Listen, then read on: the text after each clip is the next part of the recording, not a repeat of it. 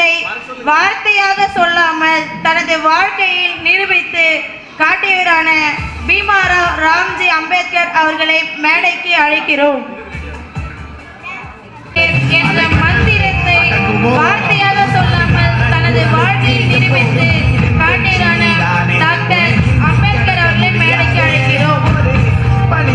நேதாஜி சுபாஷ் சந்திர போஸ் வீரம் காக்க பிறந்த மாவீரன்.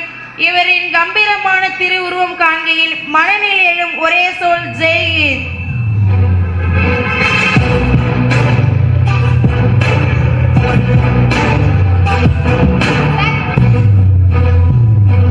பகத்சிங் புரட்சிக்கு மறுபெயர் இவரே.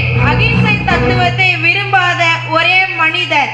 பிரிட்டிஷ் அரசாங்கத்தை வன்முறை கொண்டே தூக்கி எறிய முடியும் என முழங்கியவர் இவரே. அவர்களை மேடைக்கு அன்போடு அழைக்கிறோம்.